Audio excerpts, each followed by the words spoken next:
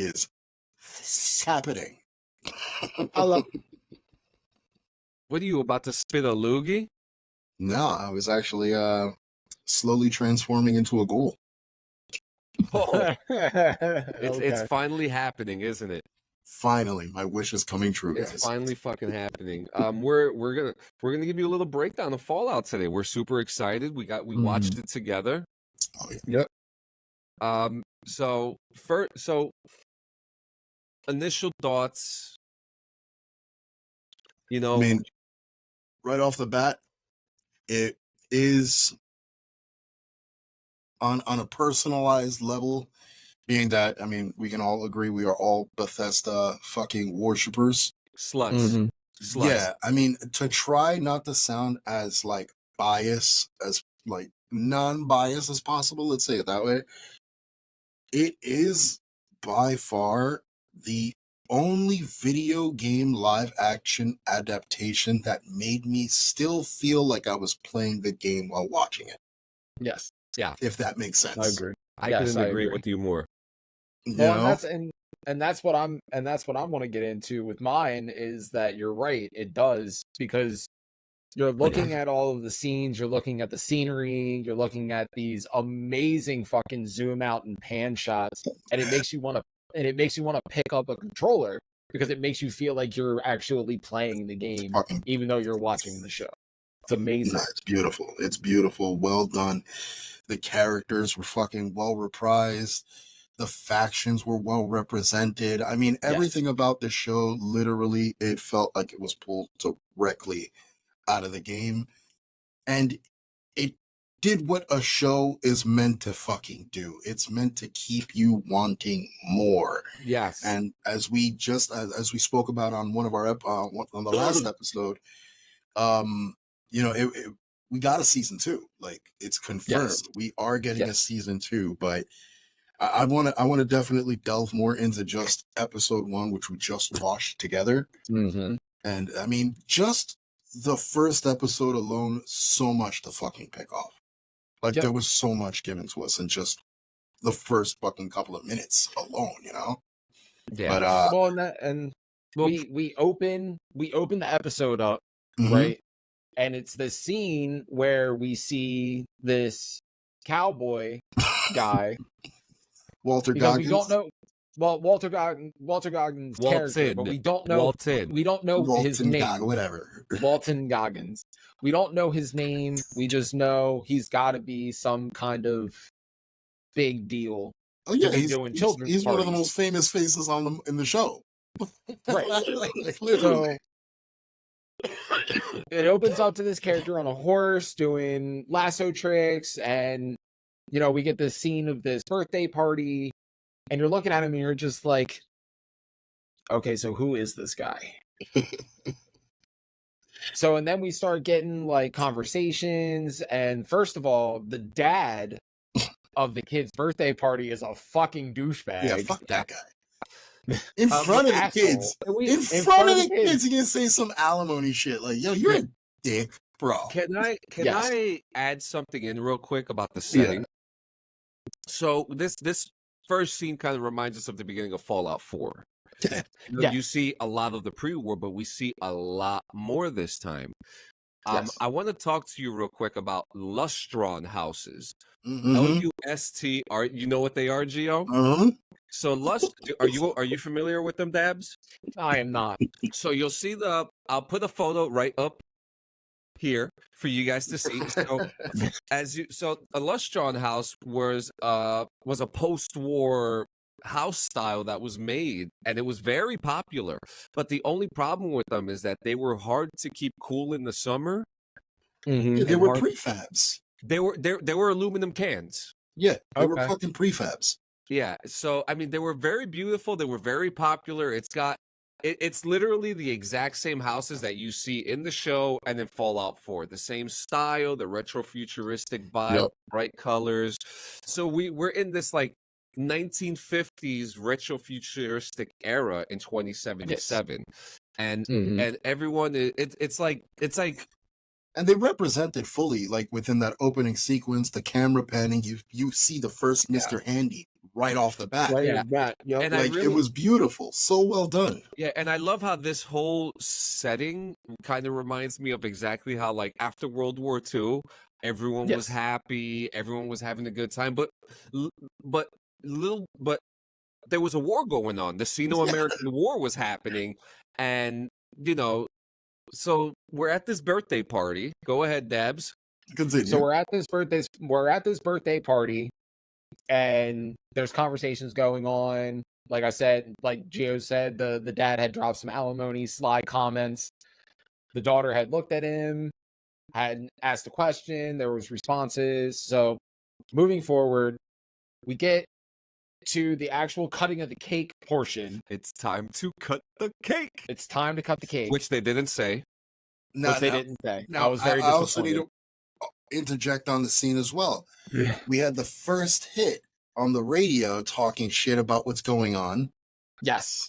And then while the Which- cake is being cut, we got more audio off the fucking television. No, but wait that a was minute, being wait a minute. broadcasted. The radio, Which is what I was getting radio, ready to get to. the radio directly references the moment that the president disappears and goes to the oil rig. Yep. Yes. That is what that is. It was key. Yeah. So we're It was going. key because, like, while they painted this beautiful portrait, like this beautiful, like, you know, pre-war portrait, like, you could hear the chaos happening, like, through the Yep. news and the broad, like, it just, dude, this scene, like, it was so much to fucking eat. Like, there was so much to fucking much eat, to man. It chop. was so good. Fresh and So Yep. so there's a scene on the television screen earlier in the episode when we first like open up, and there's people gathered around the television and they're talking about the possibility of bombs dropping. So now we're at the scene where we cut the cake, fast forward, and on the television, the kids are gathering around with their cake, they're getting ready to watch TV, and the weatherman is on talking about the weather, and he says, I can't do this if I don't know if there's going to be a next. And I'm just sitting there and I'm just like, shit's about to get real. And then fucking mom, once again, that negligent bitch, Let's goes turn and this turns off. it off to turn it on to something else nice. Only happy thoughts. Only Only happy happy thoughts. thoughts. You fucking Neverland bitch. How dare you? Only happy thoughts. Like, Happy there's thoughts. shit popping. And that's the part that But- like really bothered me is like, you would think the parents would have been a little bit more aware. They go to work, they're listening to their radios. Mhm. You would think they're more aware of like what's happening in the world right now. Like they're, you know, up to date with the current events. And they're still just nonchalant about it. It was insane. But I also understand the need to be a parent to hide Yes. disaster from Yeah, the children. So I get that, which is Yeah. what the mom was trying to do. Like, oh, there's so much shit going on. I don't want my kids to be Only happy susceptible. thoughts. Only happy thoughts. Let's So- just have a good time. So I get that. Dude. But she changes the channel. We get outside and Wait, we hold see on. Changes the Go ahead. channel to what? Oh, to fucking Grognak. Oh, An but before episode that, of Grognak. but before that, And before that, it was a commercial for Sugar Bombs. Sugar Bombs. Sugar Bombs. Which was awesome. A lot of Which is stuff. my- Like I said, there My was a lot to favorite- take away. My favorite Fallout snack is Sugar Bombs. That is like, I love Sugar Bombs, bro. I just Um, imagine Sugar Bombs being just a sugar cube in a circular form. That's all. Yes. Yeah, so do I. I envision that too, but that's okay. I actually envision them to be like Captain Crunch, like the Crunch Berries. Okay. There's Just like- like fucking Just sugar. packed with guys, sugar. But guys, there's nothing to imagine. They're little nuclear bombs. Oh, that word. You That's know, what's up. That's what they There are. you go. Have you not seen the actual cereal?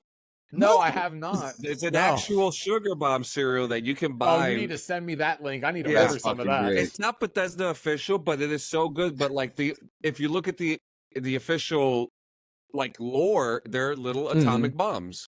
Okay, cool. That's what's up. Awesome. So we get outside, and Walton Goggins' character is sitting out there with his daughter.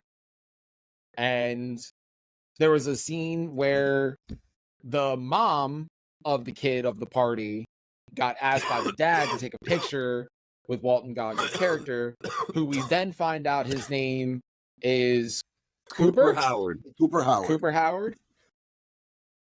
So, Coop which is what I'm going to call him.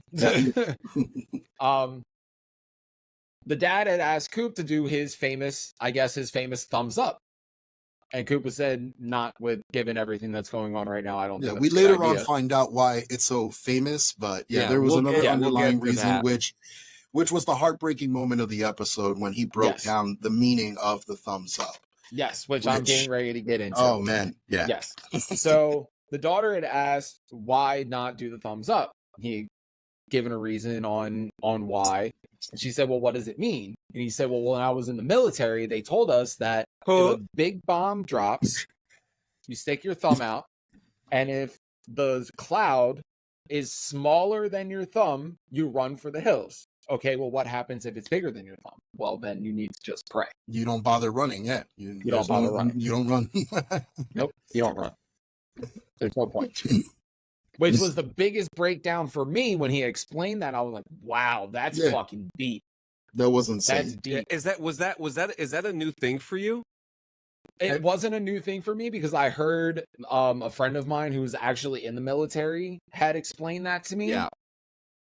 So I knew that it referenced real life. Yeah. Oh no, I'm saying in the Fallout world. Was that like no? In the Fallout world, okay. I did not know that. No. Okay, interesting. Yeah, because it was never confirmed, right? Mm-hmm. It was something that was always argued between original developers and other writers, in that Fallout universe. So, it was always referenced, and we never kind of shied away from that. So, in a way, it was not debunked; it was kind of bunked, right?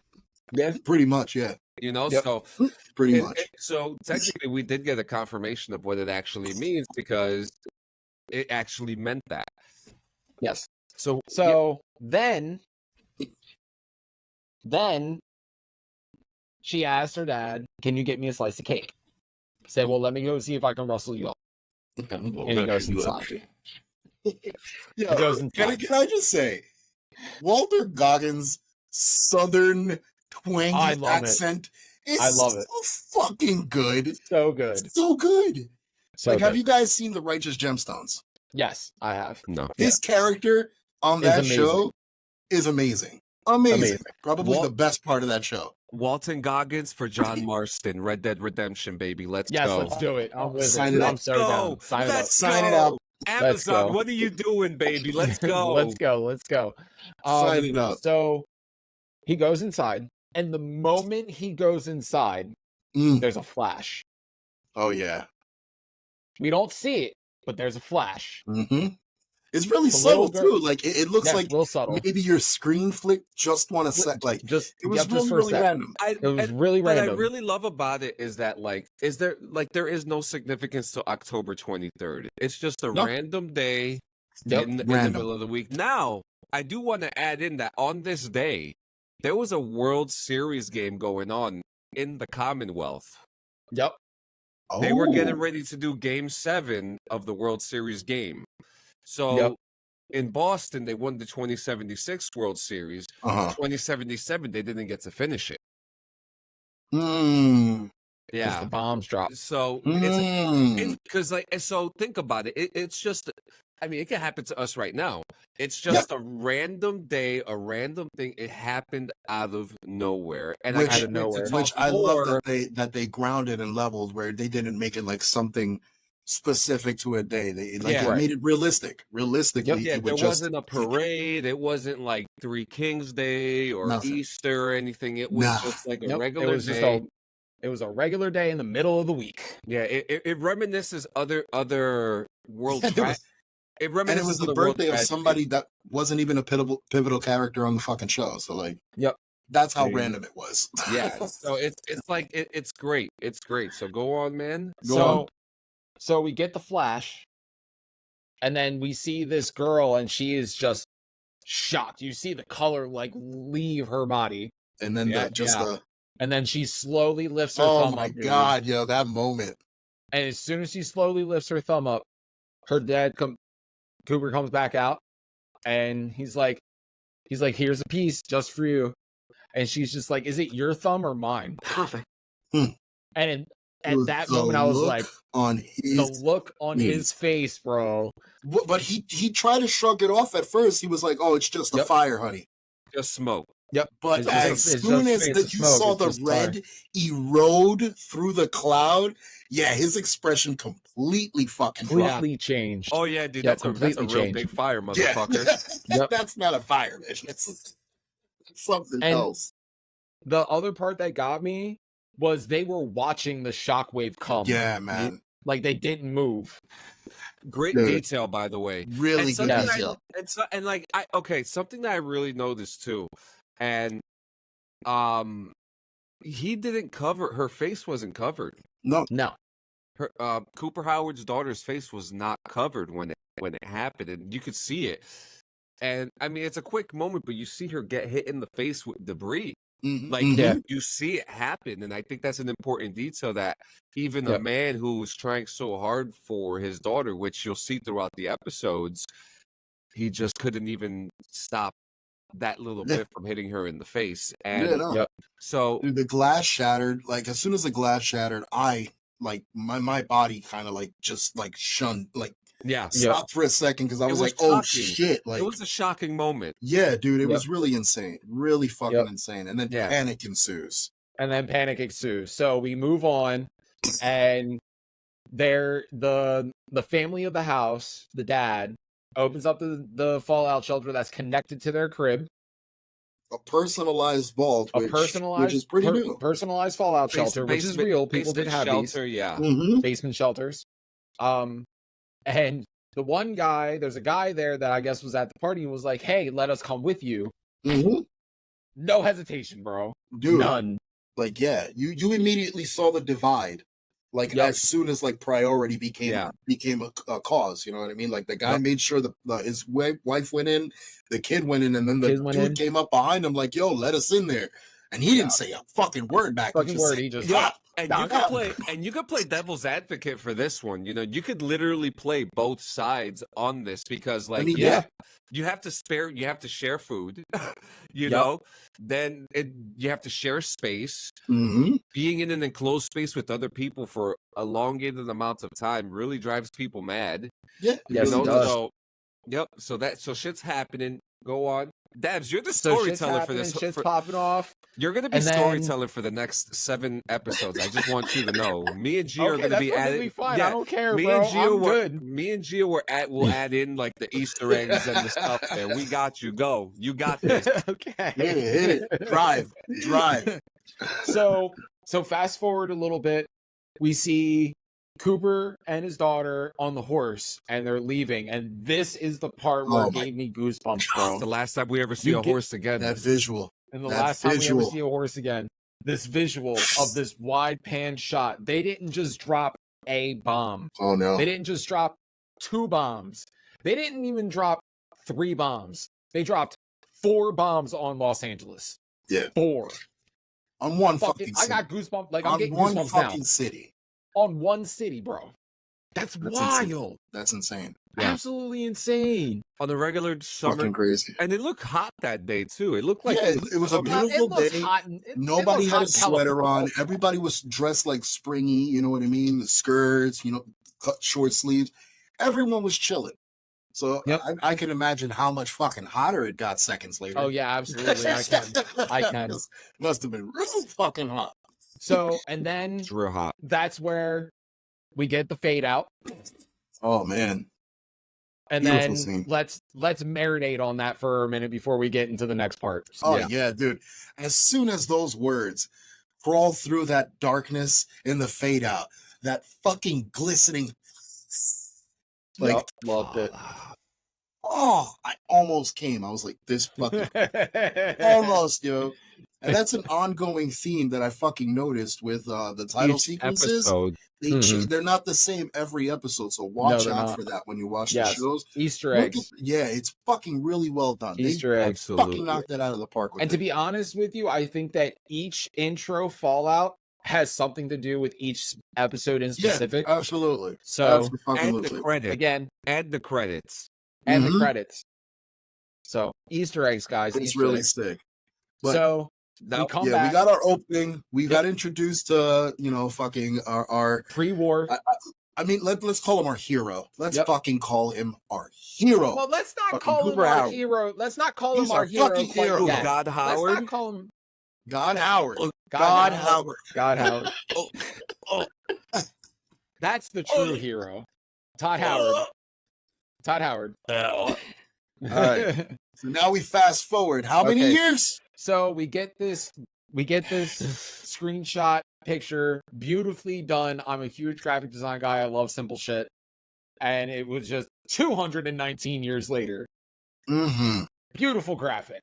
Loved it. Which is a long time. fucking time. Long time. and in 219 years, 5 games have happened practically. Like, Yep. Yeah. Yep. Literally. Yes. Literally. Literally. Yes. Literally. I mean, let's get this out of the way before we dig even further. 76. It has been confirmed. The events that happened in the game happened during this fucking show. So it's all canon, guys. 70, All of yes. it. So in in it. 219 years, 76 happened. Fallout Yep. 1, Fallout 2, Fallout 3, Fallout 4, New Vegas. Mhm. Fallout New Vegas. Yep. And I believe they actually took stuff from Fallout Tactics too. I Yeah, wouldn't with doubt the it. Brotherhood Yeah, stuff. I wouldn't The doubt it. Brotherhood stuff. Yeah, Yep. I believe they took stuff from Tactics as They well. took out of their taxes, obviously. I mean, Well, they sure as hell got a good one. They got a good tax credit after Shit. this. You know what I'm saying? Refreshing. 219 years later, what and happened? then we get a beautiful female face on the screen. We All are chipper, introduced, chipper all and shit. chipper, everything. And I want to make this known. What she is listing off is her special. Yes. And Yes, it actually, is. I have the specials. We'll go through the specials at the very end. Mhm. That's fine with me. So we get Lucy. Lucy is very attractive Mhm. for a vault dweller. Played by Ella Purnell. Yep. Played by Ella Purnell. Well, I do love her. I've seen her in 3 other shows. She is great. So she's lifting off her specials. And the one thing that got me is like, oh, I dabble in rifling too, but I'm not very good at it. Which makes me automatically go to, so she's a pistols person. Yeah, that's what I Then. thought as well too.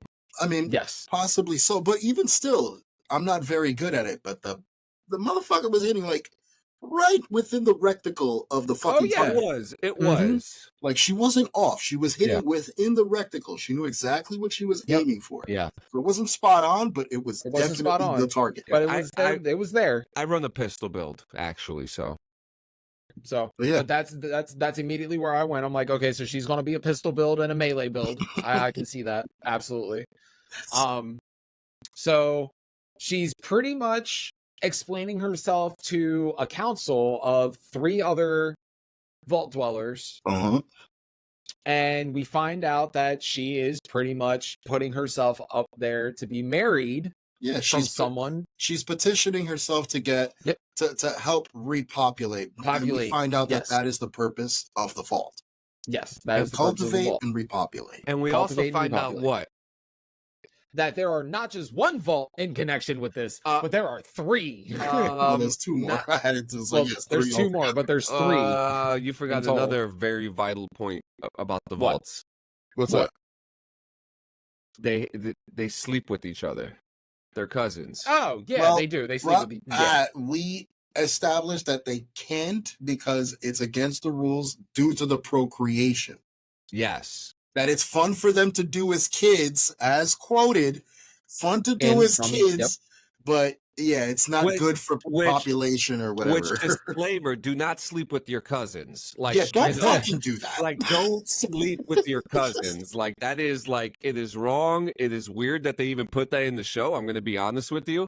But, but I mean, it's a realistic, realization. 219 years. Those are the only people you have within the vault. You already know that the It was majority of the gonna people happen. in that vault are gonna be your relatives in some way, fucking shape or form down that line. You know they was they valid. say people with blue eyes are related to each other. Cut it out. Stop Cut it. out. That's what I read. Anyway, Stop this. Continue. anyway, moving on. Yeah. So we find out that she is petitioning herself to get married to someone from Vault 32, one of the connecting vaults within the 3. So we have 3 connecting vaults, just to give you guys a synopsis. You have Vault 31. We know nothing about Vault 31 at all. Nothing yet. We have nothing yet. We have Vault 32, which we'll see. I'll get into it. Yeah, momentarily. And then we have Vault 33, which we actually see the majority of the time. That is the main vault that we are inside of. So they give us a good tour. I like the fact that they gave us a nice tour of that vault too, of Vault 33, where we saw the corridors, we saw the familiar, like the atrium area. Like it was really well fucking done. Production. Yeah, we also see Norm play Atomic Command on his Pip-Boy as well. Yes, we do. Yes, we do. Yep. So, and I also want to bring up, they use a telesonic projector. For those of you that don't know, telesonic projectors were a major thing in all of the vaults. Those are the projectors that they use in all of the classrooms. They use larger projectors for their auditorium. The Ghoul exam. Yep. So, seeing that made me pop. I fucking miss it. I popped for the telesonic projector because that was a big thing for me. Very old school. So, and what it's projecting too is it's the skyline of Nebraska, which is pretty fucking crazy. Yep, which is pretty cool. So we get this open view shot of the atrium. They're setting up for this fucking wedding ceremony. It's corn. There's corn everywhere. So it's a corny as well. So we see we see Lucy come out. Lucy gets in. We get to see interaction between her and her dad, Hank, who is the overseer of the vault for 33. They have a little back and forth, talking, whatever. Like you can tell their relationship is really solid. Yeah. Yes, you can tell brother, father, daughter. Like they have a very solid bond together, which is you take that away right from the beginning. Because when she's talking about her dad and shit, or like talking about, getting into science or whatever, like they're very close together. They do everything. Yes. Like it's really, really well done. Yep. They even said that they have a book club. Yeah. A family book club together. Book club. They can't get their brother involved. What's the other? The strolls. They take strolls. They take strolls together. Well, that is insane to me. That was one of the weirdest. Like, they were just like, "Oh yeah, we go for walks," and I'm like, "Oh." I felt like around the vault, like maybe through corridors, but no, literally sitting down, fucking doing this on a little unicycle. Kind of doing great. Reading newspapers. Reading news, motherfuckers. The simplicity. Simplicity. So, they go back and forth. So, fast forward. They're walking down one of the main access corridors. They get to this kind of vestibule room, whatever, and then we see the Vault 32 door. So we see this all 3 doors. Like they kind of give you the view. Yes. 31 is sealed tight. But yes. Yeah, and so are you about to talk about the right before they walk through the door? If you want to go ahead and bring that up. The only thing I want to talk about is the one character real quick. Stephanie Harper, who's played by Annabelle O'Hagan. She's pregnant. She's pregnant. So the first thing I thought as soon as I saw her was like, that's Vault Girl. Yes, I thought that too. Let me throw this in there. Here's a pipeline. Okay. She's pregnant. Did her husband come from Vault 32? No. Oh, possibly. Because remember, and we're going to get to what happens to him soon. And I have a big theory when we go through the episodes, and I just want you to analyze her behavior. Yeah, absolutely. Because, There's more to the theory of me just saying that's Vault Girl. And it's more than just like because she looks like her. And throughout the next couple of episodes, just analyze her a little bit and then be like, okay, I kind of get where he's coming from now. But, I just like, she's got the hair, and like and like again, the vault dweller's attitude where they're just like so spunky, but like for me, to me, she looks exactly like the vault girl. Okay, We'll get into that. we'll get into it. Yeah, and then they continue talking about incest when they're walking to the door. Jesus. So we get to like this giant area where you get to see all three doors, right? Looks amazing, by the way. So Hank calls to this guy named Chet to open the door. My boy So Chet. Chet walks over to the door, he plugs his Pip-Boy in, he opens the fucking thing, but he doesn't turn the knob to light the button up, and he's just like, "Oh, it's not working. It's not working. I don't know what's going on here. It could be a turner, and it might take a couple days to fix." And Lucy walks up, and she's like, "Chet, what's going on, bud?" And Chet's like, "Lucy, I love you." And she's like, "We all know that, Chet." Now that part was hilarious to me. The fact that she said, "We all know that." We all know that, Bro, Chet. can you be more fucking obvious? Like, you fucking weirdo. Can you be And then we more find weird? out the big reveal. It's a fucking cousin. And they were fucking. And they were fucking. I think it's safe to say that they were. Like they she confirms it. dude. Did you? Yeah. No Don't guy skip is the that buttons, guys. fucking sprung for a chick unless she gave him something. Yeah, Something. facts. Something. Yo, don't You know there was sleep a with Happy your Meal there, something. cousins. Don't sleep with your You know, cousins. just fucking please. don't. It is illegal in some states. Most. Most states. It's sad to say that we have to say most. So All right. we finally get Anyway. So we finally get Moving on. We finally get into Chet's head. So Chet Oh, finally opens the door, and we see the backs of the members from Vault 32 standing in the doorway. Yep. So as it's doing this fucking pan shot, I don't know if you noticed this or not, but I didn't notice this on the Vault 33 suits. On the Vault 32 suits, what's that silver tab on the back of the suit? Did anyone notice that? Like, I've seen it. I didn't really pay much attention to it because I just thought it was like a buckle of some sort. Yeah. But it probably could be more than that. I'm just saying, it's just weird because on the 33 suits, that's not there. Yeah. So Interesting. I'm just saying. I'm gonna have to keep an eye on that. Yeah, Okay. absolutely. But so we get this wide pan shot of them, and then we see this woman come out.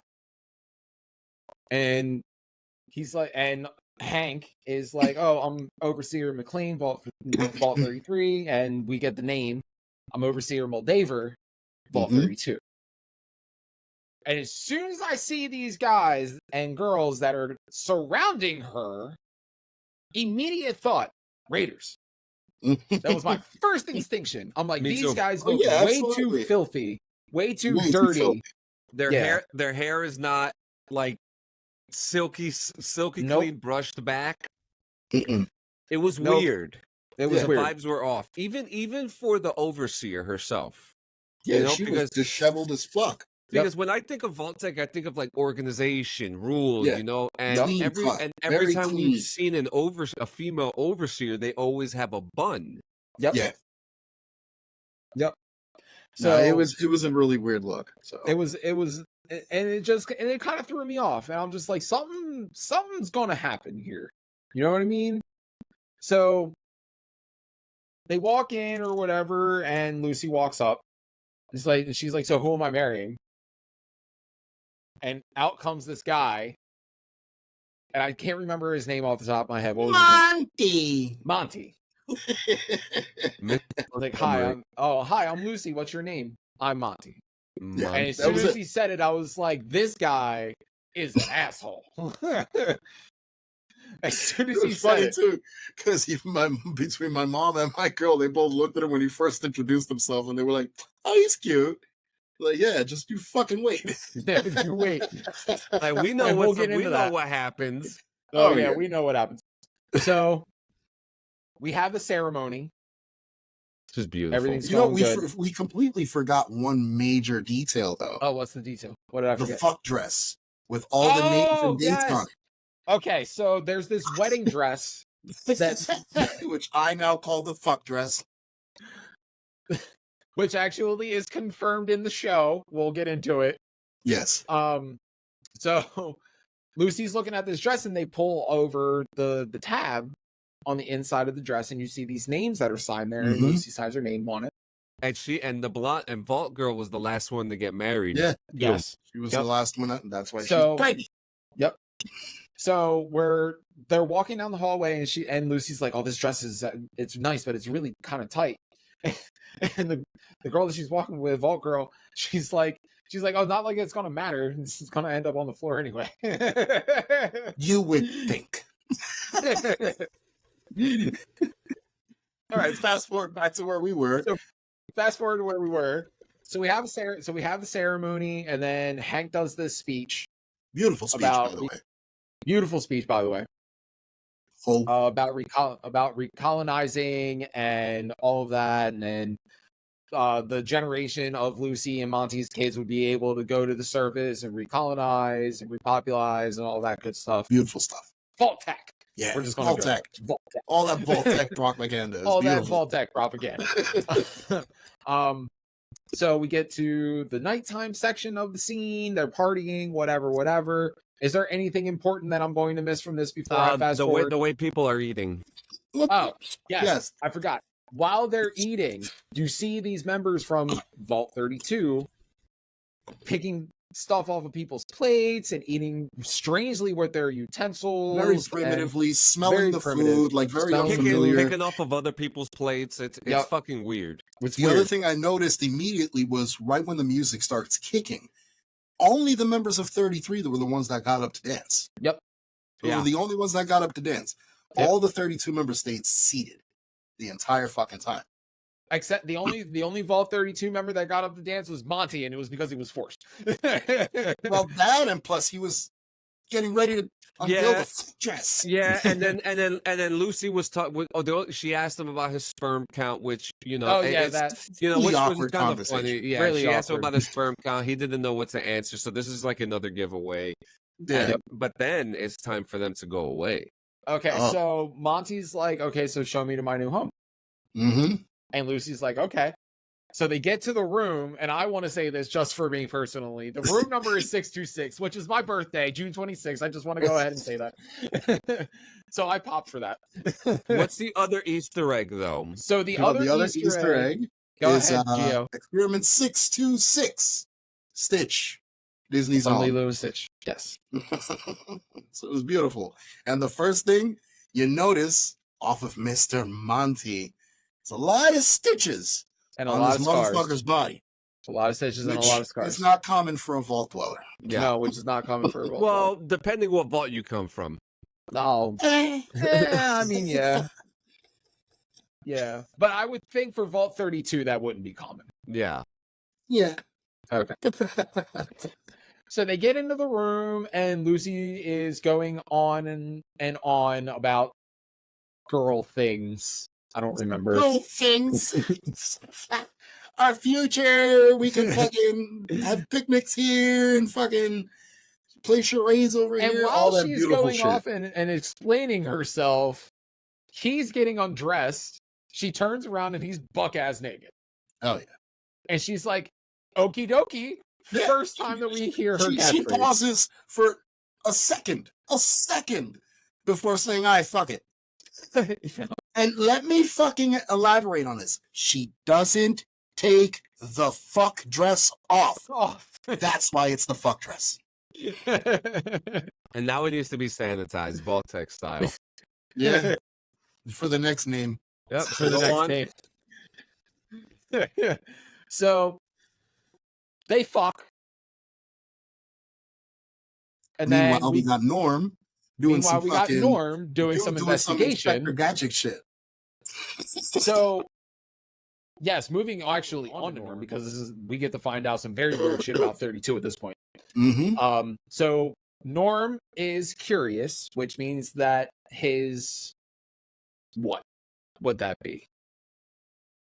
His I would think intelligence, his perception. His perception. perception. So his perception is intelligence. high, and his intelligence is high, right? So he's like, He notices something's wrong he with knows these fucking something's people. wrong. So he's like, okay, well, let me go look. He noticed what we noticed. Yes. That's the shit. Yep, that's the shit. Very meta. Yep. Yeah, very. Well, and he even said it when they were walking to 32. He even said, he's like, what if these guys are cannibals? You never know. And I think he was joking about it at first, and but I think he was too. But then we found out that these guys are fucking weird. he's not He's far off. not far off. So, no, don't eat that. Stop Eat it. Sorry, my cat's playing with stuff on my desk. Always. So he goes, he walks into 32, and the first thing that we see in 32 is dark. And the wheat that they're supposed to be growing in 32 is dead. Dried up. Which Moldaver does mention. Yes. She mentions that there was a blight that hit their crops. A blight that hit their crops. Yes. So he's walking through and he's seeing everything, how it's destroyed. And it just looks bad. Like, it doesn't look upkept at all. Mm-hmm. And he's walking through the corridors, and he walks into this room, and you see, like, this outline of a person sitting in a chair. Well, the camera turns around to the person sitting in the chair, and it's like something out of fucking Fallout. It's a skeleton in a vault suit sitting in the chair. Missing a Now, leg. mind you, it was a rotted skeleton. Rotted skeleton. Yes. I mean, it's been there a while. Been there a long time. Probably before the Raiders even got there. Probably so. Yep. And we know nothing about it. Mm-mm. So, just say. Now we cut back right to the fuck dress. So back to the fuck dress. So they're laying in bed, right? And this dude, and one of my favorite oh my scenes god, bro, ever. Oh my god, this guy gets... one of my favorite scenes ever filmed in any movie ever. Just because it's so fucked up savage, dude. Yes. So they're laying in bed, and Lucy has like this huge smile on her face, like she accomplished something, right? He gets up, he walks over to the curtain, and he grabs the curtain and wipes his dick with the curtain. Winning. My man was winning. And she even looks at him like, that doesn't seem right. Yeah. And then he walks over to the water And then faucet. he walks over to the water faucet. And he starts messing with, and he's like turning the faucet on and off, and filling a cup. Takes a giant ass drink. But then Lucy starts hearing shit. Start hearing guns go off. Not yet. No, I heard pops. No, there Before was no the guns. scream, I heard pops. There was screams. Yeah, there's screams happening. I heard pops and going she on walks before up, the scream. gets out of bed, and walks to the window. That's when And she then that's heard when the she scream. Yes. And that's when she pulled her pit And that's boy when out. she pulled her pit boy out. Yep. And one of the chillest fucking moments in that fucking show, when that pit boy turns around and that radiated noise comes out of it, bro. That oh so familiar noise. Yeah, you knew shit was about to go down. Which is kind of a new feature, that visual Geiger counter. Yes. That's never been in the game before. I think that'd be really cool to have in game. Yes, I agree. That would be cool. I mean, they kind of give it to you over your life bar, Yeah. where it tells you rad plus whatever. Like, that's kind of your makeshift Geiger counter. Your UI. Yeah, that's Yeah, I guess so. Yeah. Well, since they couldn't do UI obviously in the show, they had to do something to suffice for it. So they came up with that, which I thought is still, which it worked out. Works out very well. It worked out really well. So she does. She puts the pit boy up, reads him. He is ratted the fuck out, bro. Like she is in 800 times rad range on her pit boy. Crazy. He'll be a ghoul in like 20 years with that rate, like straight up. Oh, yeah, with that much radiation? We'll get He's there. done. We'll get there. Because this is where shit pops off. So she's like, oh, you're from the surface. You're a surfy. Fight breaks out, right? She tries so hard. She really does. Fucks her up, bro. Like, bad. He beats her ass to the point where he corners her. Yep. And gets the upper hand to the point where he manages to fucking stab her in the side, like right in the side of her fucking stomach. So she's injured. He's choking her out. Marriages don't get that bad until like bad marriages don't get that bad. It's like the 5th or 6th years. They managed to get there in like 10 minutes. And then what's great is she grabs the exact jug that he fucking chugged that whole gallon of water out of, smashes it upside his head, and then she takes the broken section that she still is holding in her hand and swipes that bitch back across his face. Yep. Fucking The great, most cheapest great shit I've ever seen in my life. And I've watched Sons of Anarchy like 9 times. Yeah, and then she runs over, which is Walton Goggins is in that too. Yep. Yes, he is. So she runs. She goes to the armory. Yep. No, the first thing she does is go to the bathroom. Yeah, she goes to the bathroom. Oh yeah, that's right. Yep. She goes to the bathroom. She is holding onto her side. She goes straight to the first aid pack, and what do we see as soon as she opens it up? A stim Fucking pack. First stim pack. I love it. I want to know how it feels. But I want to point out the stim pack. Okay. Did that stim pack look a little old to you? Yeah, it did. Yeah. But I would assume that if you're living in a vault, you're not really risking much of getting injured unless you live in one of those vaults. And it's vault tech. So the use of a stim pack would be very, very rare. There's not much risk. Depending on your job. Your jobs are very simple. You're not using really heavy machinery. So I'm just saying, out of everything that has been in that vault, the oldest looking item in the vault was the stim pack that she used. I'm just saying. Yep.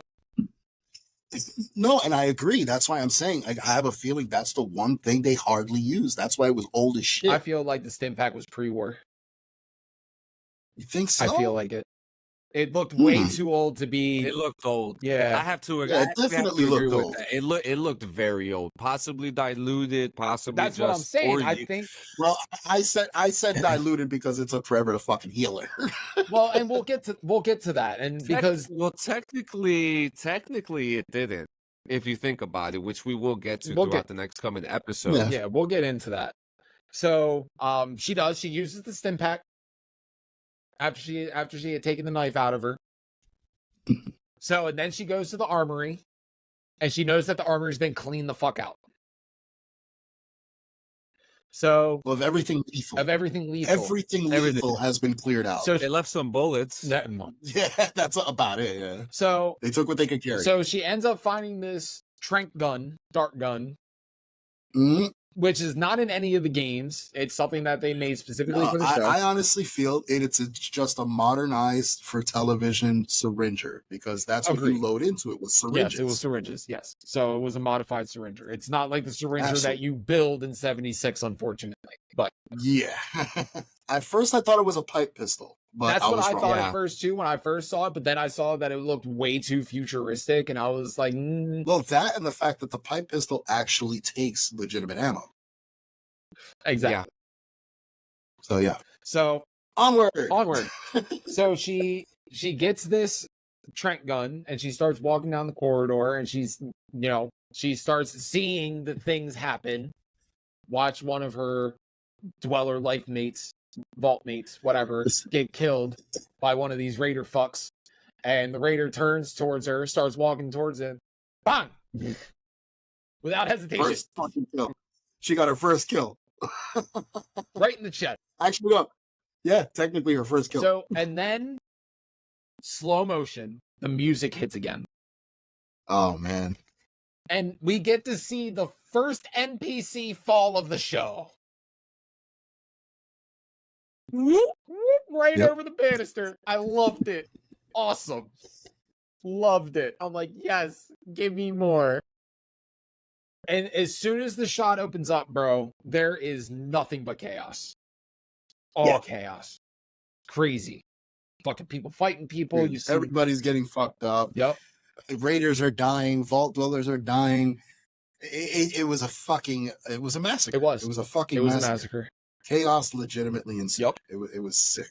Yep. And throughout all this, you got poor little Norm trying to hide as much as he possibly can and stay away from battle, which shows you that Norm is one of those characters where, like, his balls are there, but they're not there. Yep. Like, he was the only one that had the balls to go into the other vault by himself, you know, risking. He was risking. Yep.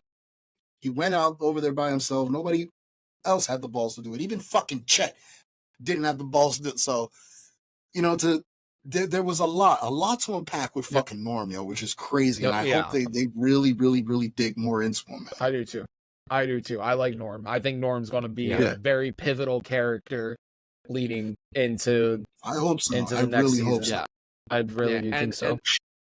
And amongst all this chaos, we see Norm. You said Norm almost gets killed, and he gets saved. Yep. Lucy by saves him by his beautiful sister. And then not even like moments later, guess who comes back from the fucking Monty dead? Comes back from the dead like it's Walking Dead all over again. Giant ass gash on his face. Picks fucking Lucy by the throat. You can't even show it on YouTube. Can't show it on YouTube. Again. Mad props to the prosthetic and makeup artist on this fucking show. Amazing that job. looked amazing. Yes, it did. So he picks Lucy up, pushes her up against the wall, starts choking her out, and Daddy Dearest comes in and saves the day. We see a shovel out of the side. Bong.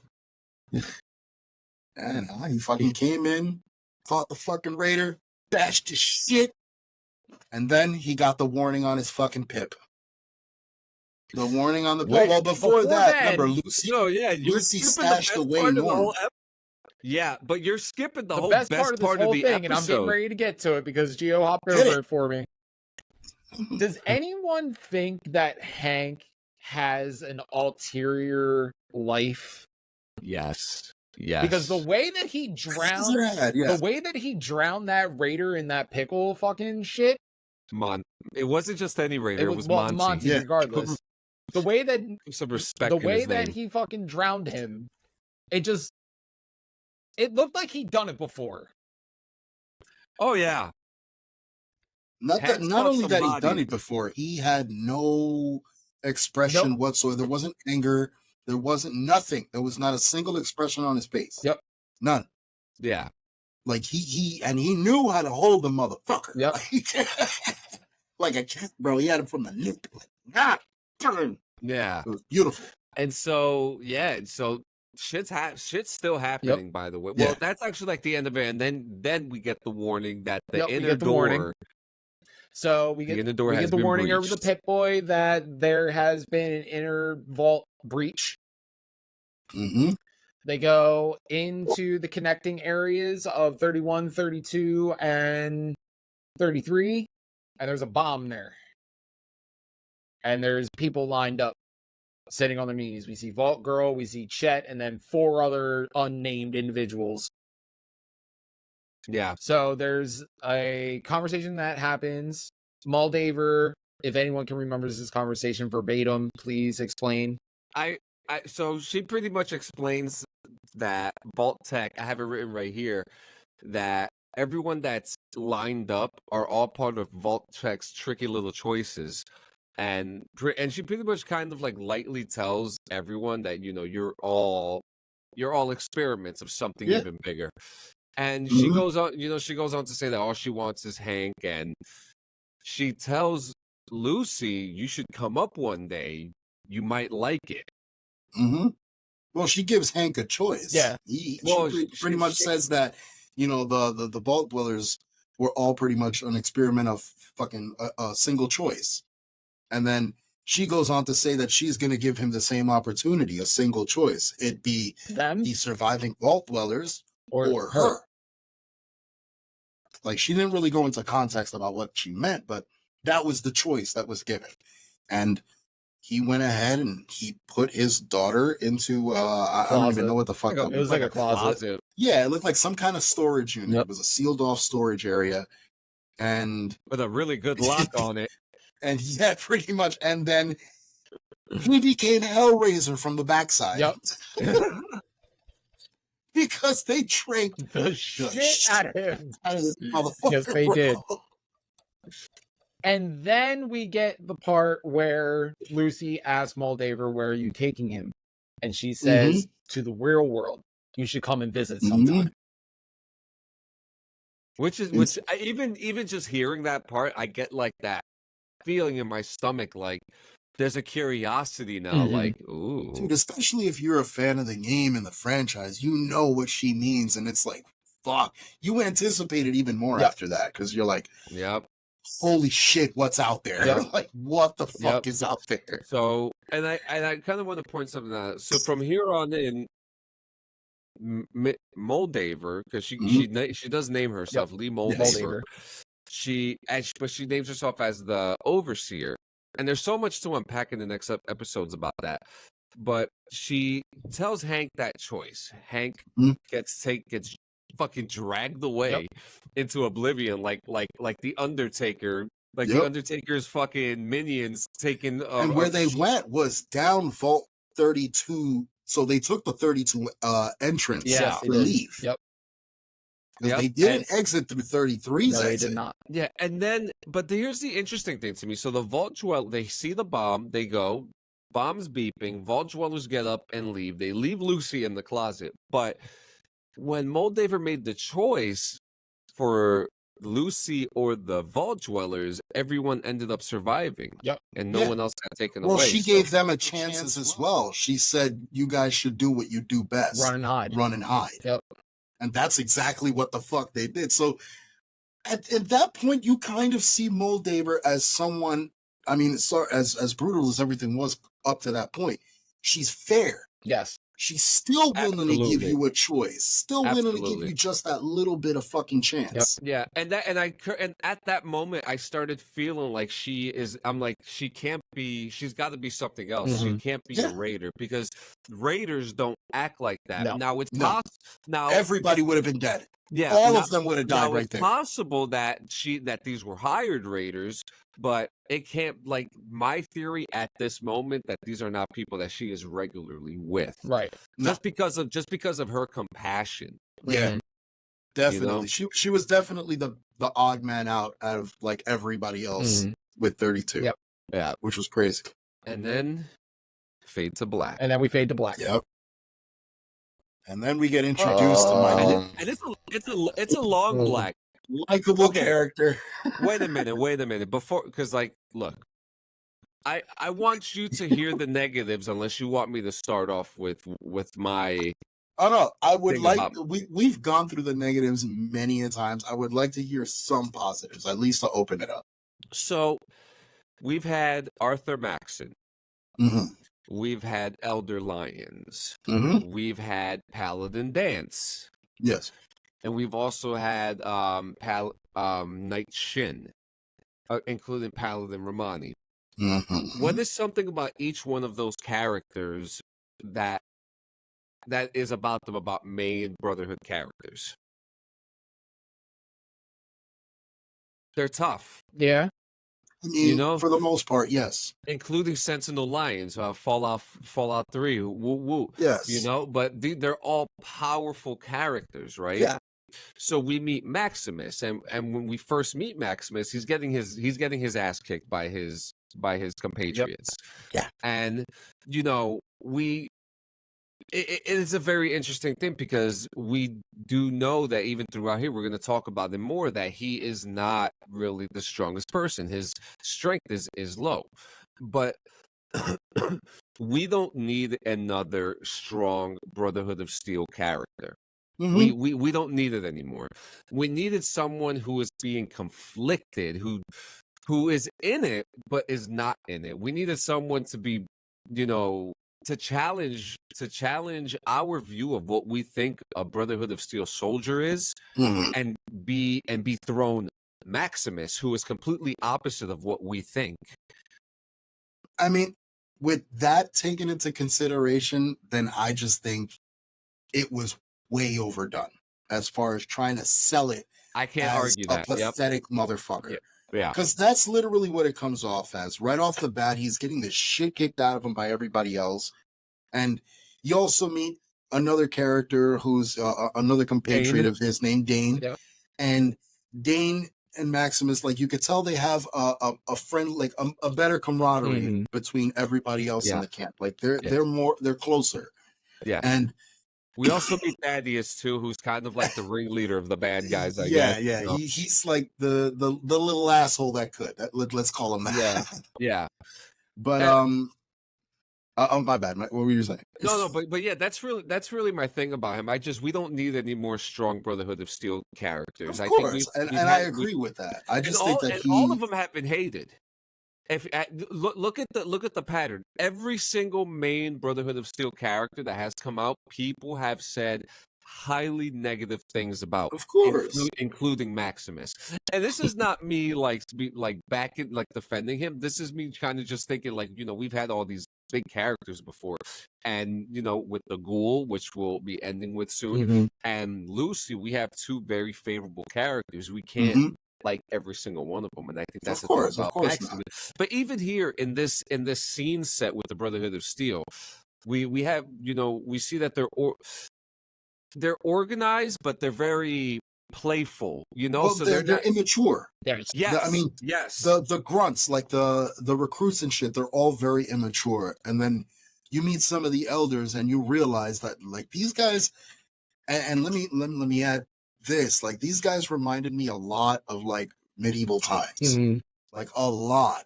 The way they, their terminologies and shit, the way they spoke and everything, like their cadence, all that shit, their ranks as well. You got a squire to a knight, all that shit. Like it was really, really like I like how it was done. Not for nothing, I think it was fucking beautifully done. They did a great job. Yeah, and they showed like that variation, because we also saw kids in the Brotherhood, smoking, like kids, not just smoking, but like just the fact that they had kids. You start off that small, like it's. Which I want to point out, in the East Coast, apparently the East Coast Brotherhood, or what most of us understand about the Brotherhood, squires are children. Yes, squires are children, and then they go, and then so it makes it, the rank structure makes no sense. But I'm not here to bicker about it. But yeah, but throughout this whole thing, again, children, not to confuse them with anything related to the Gunners. Let's get that out of the way. That's absolutely correct, because the Gunners are actually kind of more militaristic and more organized than the Brotherhood of Steel when we meet them in this time. Yes. and there actually isn't a lot going on with the Brotherhood. We see them. Dane gets called in to be anointed, and with that, Dane becomes the squire for a character named Knight Titus, and from what I understand, it's kind of like you were saying when we were watching it, an ally. And they carry their stuff around and stuff like that. But Dane had an incident where someone put a blade in their boot. Yep. Which is insane, because let me rewind just a tad. While everybody is celebrating the anointment of Dane, the only one with any look of disappointment after finding out what was happening was Maximus. Yes. Which made no sense, to be honest. Which made no sense. Friends. Yeah. That's another thing, I don't understand what that was about. So that happens. The blade happens. I'm just the blade in the boot again. Shout out to the fucking makeup designers. Yes. And I'm just so good. And because I'm just flying through this part, because there really wasn't a lot, but there were just some points. That was a big point. And then Maximus getting black bagged to be, from that point on, Maximus got black bagged. He becomes seen as the prime suspect in the incident. Yeah. Yeah, and he pretty much says he wished it would happen. Yep. Yeah. He wished it would happen, and that's when the high cleric was just like, well, guess you're the new squire now. Him. Which is kind of what he wanted. So within all this, they do have the school. The school is actually really interesting because they're learning about pre-war technology. Which at this instance, in the one scene, they were talking about like an engine or circuits, circuitry, and the which is cool, because the picture that they showed is the actual circuit board that you find in the fucking Fallout games. And the cleric whips fucking Maximus in the face with the ruler, which we were thinking like, wow, that's like old school, like Catholic schools and stuff like that. That would do that. Which I mean, it's a fact. These things happen. But the main thing here, and fuck you, Vanity Fair, fuck you. But the Pridwin came. Yep. Which was a great fucking sight. You know, and we Like, see. I felt the same way I did in Fallout 4 when the Pridwin first fucking flies over. They make it a spectacle with the fucking the vertebrates surrounding it and shit. Brotherhood of Steel. It was so. We come in peace. We mean you no harm. We are the Brotherhood of Steel. But yeah, Pridwin's a huge fucking. It's a huge fucking ship, and it is the Pridwin. It is the Pridwin. It says it on the side of the ship itself. Okay, we don't know who's inside that ship, though. We never got to. We never got to see. You're absolutely right. We don't know who's in there. We know it's 4 years after the Commonwealth, and then we see T-60s, which are super cool to see. I prefer a T-45, but thank you.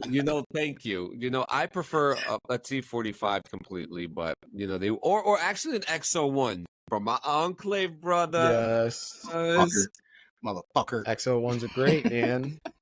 XO1s are really nice, especially. The prototype is beautiful itself. We're such all in all, like that fucking the walk of those armored suits just coming through the fog and shit. Great scene. Yeah. Great scene. And I know that was one of the pictures that they released online before anything dropped and shit.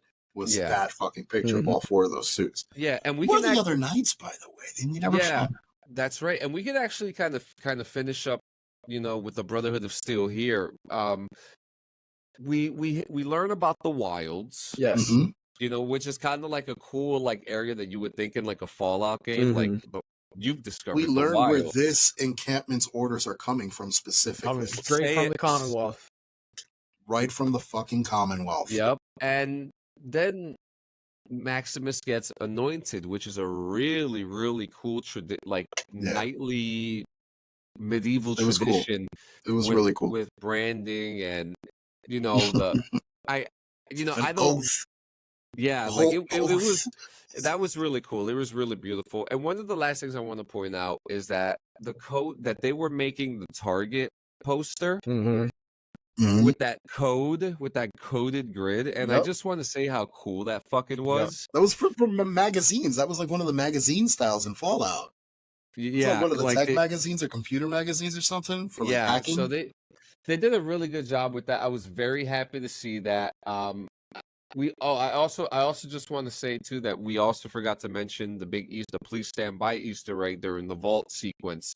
That happened too. Yes. Then the last thing we really learned about Maximus is that he is in the Brotherhood to hurt those who hurt him. And we get a flashback with him inside of a refrigerator, which I think is a cool little Easter egg to the fucking boy in the refrigerator, which is a mission in Fallout 4 where you find the little ghoul in the fridge. And there's another Easter egg in reference to that later on. Yes. But we'll stay on this episode. But what is do you know what the original Easter egg came from? What? Indiana Jones. Oh, that's right. That's right. All right. So that's the Brotherhood of Steel. So Dabs, if you want to take us back to Vault 33. So I'm trying to think where we left off here. Okay, so it's the aftermath now. So we're at the aftermath of Vault 33.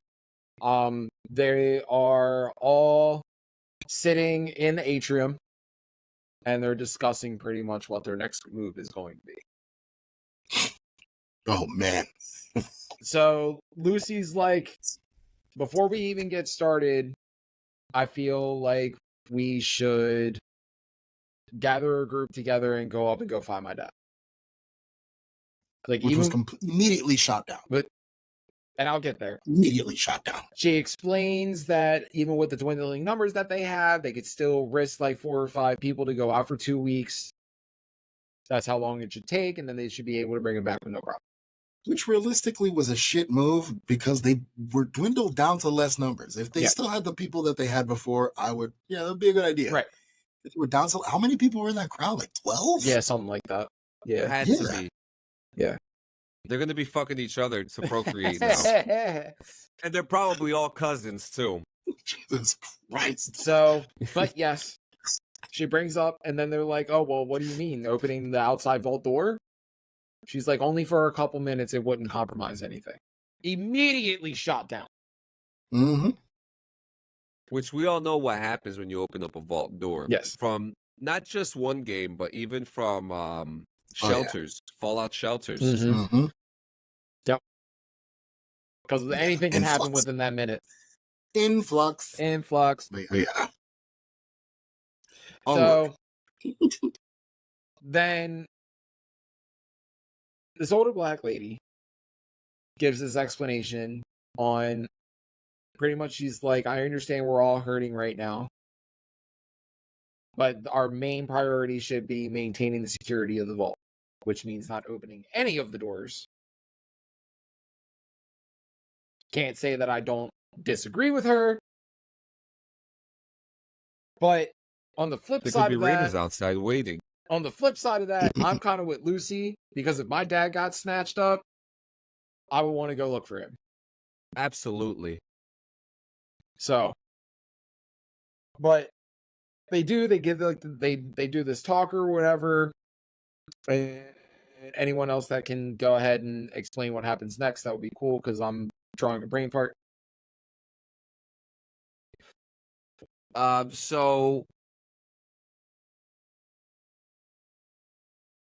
shit, where were we? So so they damn shot her slow. down. Oh, so Yeah, they pretty shot her much. down. They shot her down, and she pretty much goes to Chet and Norm and just says, "We're fucking doing this Yeah. anyway. No balls." Yep. None whatsoever. Yeah, and so she gets her little vault suit on, and she drags Norm and Chet with them, and they go up to the door, and Chet is once again trying to convince her not to leave. And he's saying the world out there is not like the vault. It's big, it's vast. Like he'd fucking know. Yeah, like he would know. Right? What the fuck, dude? And Like he is so worried about the love of his life running away from him. And Norm is just like, please, no, don't do this. But Chet, his thing's plugged in, and she's just like, oh, Chet. And she stabbed him with a trank dart in the hand. Yeah. And that was slick though. Yeah, and that's agility. That's agility with the sneak skill. Agility with So Norm's dumbass wasn't looking at the fucking elevator. He wasn't watching the elevator, and the elevator closes shut and it goes down, and he starts freaking out. Yup. The vault door starts opening, and it is the first screenshot that we received in the first place, the door opening. Yep. And there were many theories that who killed that guy on the floor. No, Chet got knocked the fuck out. Yeah, Chet got tranked. Yeah, Chet's sleeping. Chet's sleeping. So as the door is opening, a man named Davey and one of the, I guess the current candidates to be an overseer as well. And I love Davey. I remember his name completely. Fucking guy. Davey says, Lucy's walking out the fucking door. Not Lucy, back. don't go. Lucy, he's don't like, go. Lucy, you get back here, young lady. You get back here, young lady. Like that's gonna do anything. And the door closes, and he looks at the guy. He's like, "That didn't work." Well, that didn't work. And whatever 1940s mentality that fucking is, I don't think it worked then either. I'm just fucking saying. So the door closes, and we get she gets her first breath of the radiated air, the wasteland. Just dusty ass radiator. And it's really cool because, like, for me, like, just recently playing Fallout 1, it reminded me of like what the Boneyard is. Yeah. And we get like the zoo, and we get Lucy's final shot where she is the zoom out shot, and we see the Santa Monica Pier. Yep. Well, we're also skipping we see corpses. We see petrified corpses, which are 76. Yep, 76. Yeah, 76 gets there. But petrified corpses, we see the skeletons and bones of people just outside the vault doors. Who probably tried to get in the vault. Yeah, and like there's stairs, like a perfectly made stairs that go right up to the vault door. So this was built, specifically to like it was easy access. It wasn't like Yeah. a lot of vaults that where they're hidden under structures and shit. Yeah, they knew This was about right this there for one. the public. This one was out there, and it looks like it was in like some kind of a warehouse or like a Something building, like that, yeah. like some. So you know how like Chernobyl, after Chernobyl happened, they put Mhm. like a cover over the irradiator. It kind of looks like that, but then like it's not covered anymore. So it was really cool to see a vault Yeah. not hidden like that, even though we've seen some of them, but it wasn't like Vault 13, which is in the middle of a fucking cave. Yes. Yeah. But that was the last shot we see. It's a Santa Monica. And if you're familiar with Santa Monica, I could tell you Los Perro Beach from Del Yeah. Perro GTA. Beach, yeah. It's Yeah. Del Perro Beach. It's literally just that. Yeah. But then we go back to Maximus, and I'm just gonna, we said most of the Yeah, stuff we'll breeze already. by most of his But shit. what he, we kind of just see him with his bag following Knight Titus into the vertibird, and this is more just like fan candy for guys like this, because like the vertibirds were built practically, Yeah. Sure, a lot of the stuff, obviously the obvious stuff was green screen, but being inside the vertibird and seeing it, and then like kind of seeing him carry that bag, which kind of showed like an over-incomeness, and just Knight Titus just like leap into the vertibird. Yeah. And then, as they're Nonchalantly too. So, yeah, and Knight Titus, the vertibird's flying But off, it's and Knight crazy. Titus is Knight trying to Titus chucks the bag like with ease, though. Oh no, that was Yeah. Maximus that did that. Maximus chucked it with these. Well, there you go. No, no. Like Maximus tosses the bag with ease and then struggles to get in. Like I thought he Yeah. had more upper body strength. They should really wear that stuff, but we see it take off. One of the coolest scenes, and Yeah. then We're introduced to one of the greatest things ever. it's a dark scene.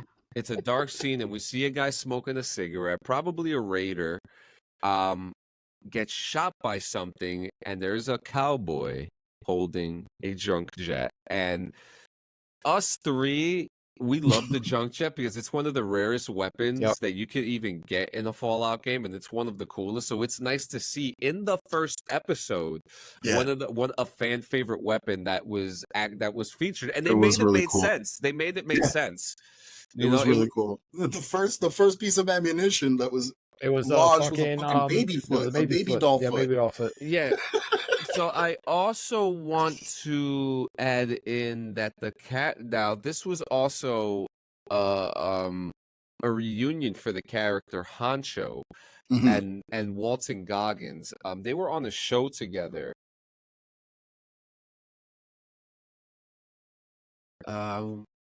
I want to make sure I don't want to get his name wrong. McKelty Williamson. And he did another show with Walton Goggins. So it was a lot of people, for fans of that show that they were in together. They're just people who, you know who that guy is? I know who that guy is. Yeah, who is he? He's been in a shitload of movies. He was also in House of a Thousand Corpses. Yes. It's Bubba from fucking Forrest Gump. Yeah, that son of a bitch. It's Bubba from Forrest Gump. But yeah, so we see him and we see the other guys, and we're in this. We see. Yeah, well, it's a cemetery scene. I mean, it was guarded. It looked like it was guarded because they had to take out one of the guards. I'm not too sure if there was more guards involved, but it didn't look like it. It looked like a pretty simple walk-in. Yeah, but so they walk into this graveyard.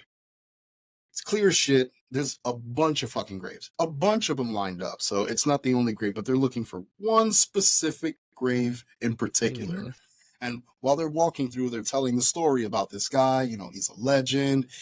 He's been around for so-and-so years. So we kind of get a little bit of a backstory on, what they're looking for. Then they come across this beautiful grave with these two very irradiated bags just hanging off it, like two IV bags. And both the lines are in the fucking grave, which was a weird sight to fucking see right off the bat. Like, what the fuck? These three assholes decide they want to unfucking bury this guy, and they bring along a chicken to make sure that whatever they uncover doesn't try to kill them. It attacks the fucking chicken first. Well, the grave gets pulled up, the coffin gets up, it's all chained, it's locked as shit. They put the chicken down, and then they pull the fucking door off. Once they pull the door off, we immediately see the hands, gloved hands. Like, they didn't really reveal too much, which was really cool. These gloved hands kind of crawl out slowly. And you expected kind of the rest of the body to go out slowly, but now this motherfucker's entire body pops out of the coffin and It's immediately just starts, adjusting himself. So you can tell he's been in there a long fucking do time. do the thing. Wait, which one? All right, so yeah, this this yodeling tone comes on as soon as, this character comes out. And what we get presented with is a ghoul character for the first fucking time on live action, on screen. And it was well done. It was beautifully done. The missing nose, the rotting flesh, all of it was so fucking well done. And then he opens up his mouth and utters the first words out of his fucking mouth.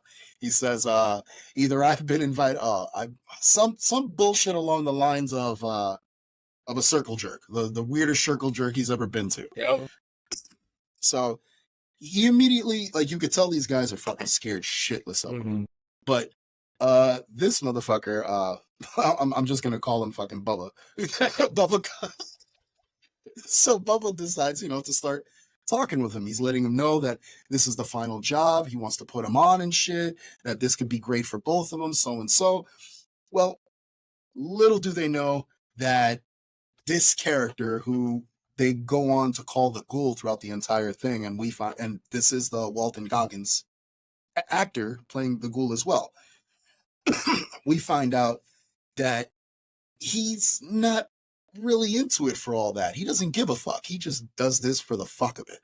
So he takes out the two fucking henchmen immediately.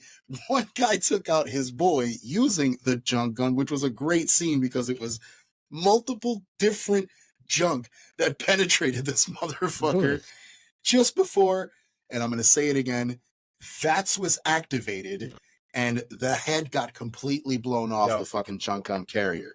And immediately, right after that, he confronts Bubba and he lets that son of a bitch know what's what. Because apparently Bubba knew that there was a connection between Walton and California, which was where this target or bounty was headed. So he took the information himself, buried that motherfucker alive, and fucking headed out on his own. And that was our hard-ass introduction to one of the most badass fucking characters on this show. And the best end, and probably one of the coolest endings to a first episode we've ever gotten ever. So, yes. Well, let's also go ahead and say something real quick. The target that he pulled, not the first time we saw the target either, because the Brotherhood of Steel is looking for the same target. So they're looking for the same target. And it's a guy from the Enclave. And it's a guy and his dog, and they're from the Enclave. And they're from the Enclave.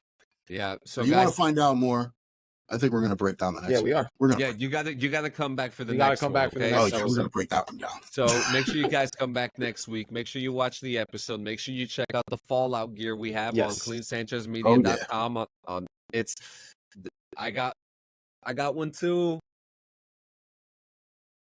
Beautifully done, beautifully embroidered, beautifully manufactured. That's right, guys. So, guys, thank you so much. We'll see you next time. We hope you enjoyed it.